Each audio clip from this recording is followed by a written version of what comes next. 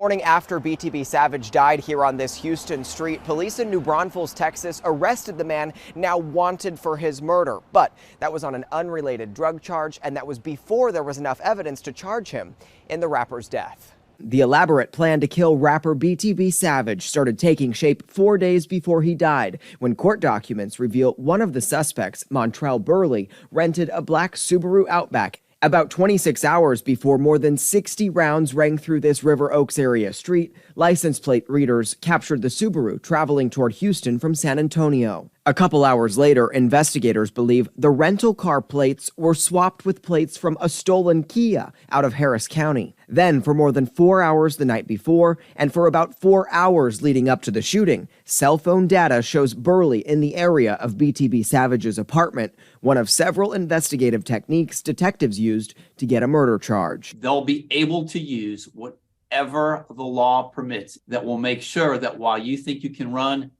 you can't hide. License plate readers caught Burley's car traveling back toward San Antonio in the moments after the 6:10 p.m. shooting.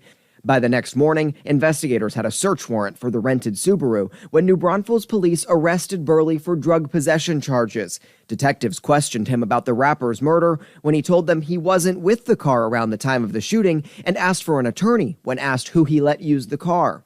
If all they have is reasonable suspicion and not probable cause, you cannot be held beyond that 72-hour time frame unless and until charges are filed. Documents reveal Burley, a known and documented gang member, was friends with a man killed by BTB Savage and his fiancée at their San Antonio apartment in February. The man allegedly tried to rob the couple at gunpoint when they shot and killed him in a homicide ruled justifiable. BTB Savage talked about that experience in this Vlad TV YouTube interview published the same day Burley allegedly rented the Subaru that he's accused of traveling to Houston in to kill the rapper. The rapper's mother called her son's death retaliation. It ignited a fire to where they were saying, oh, we're going to kill you. I just want the truth to be told and justice to be served. Police have still not identified a second suspect in this case. Police identified the suspect vehicle as a black Subaru Outback, tracked it via license plate cameras to Burley's address in New Braunfels, and discovered he had rented it. Police found a shell casing similar to what was found at the murder scene, records say, and hour-by-hour cell phone data on the day of the murder show his phone in the area at the time of the shooting in Houston. Gentry's mother says he knew someone was after him in retaliation, someone was tracking him. He just didn't get out of town, she says, in time. My son knew something was up. That's why he was trying to leave. When my son pulled out, he was headed to the airport to come to me because I told him, get the hell out of there. Leave right now. Don't take no clothes. Don't take nothing. Just leave, you know. And he was leaving. And that's when but he never made it to the airport because they killed him. Now, we also know from court documents that Burley was stopped in the suspect vehicle the day after the murder. He was arrested for drug possession and taken into custody. But when Houston police started asking him about that car, records say that he asked for an attorney and ended the interview. It's not clear what happened next, how or why he was released, but we do know that Houston police did not get his cell phone's data until 6 days later. Yo, it's Big Ed, the spokesman, man. We back. Another edition of Urban Politicians TV, UPTV. Make sure you stay on your pivot at all times, man. Had to come tap in. And first and foremost, once again, I want to say condolences to the entire family of BTB Savage, all close family, loved ones, friends, and anybody going through it with this loss right now. And his mother's actually spoken on the situation. And just as she said, in the end, nobody wins, because even in Omar Richardson's family, close friends and loved ones, they lost somebody that they cared deeply about. So most definitely condolences to everybody going through it right now. And I'm gonna add links in the description from KPRC Click to Houston, and also ABC 13 out of Houston, where you can watch them clips in full at. And I'm gonna get into the write-up in just a second. And it's been a little bit confusion right now because initial reports came out last night, and that's why I put them two clips in the beginning. that he had actually got arrested for unrelated drug charges out in New Braunfels, and that's about 35 to 45 minutes outside of San Antonio. And he was actually let go after 72 hours. He had requested a lawyer during the interrogation and everything like that.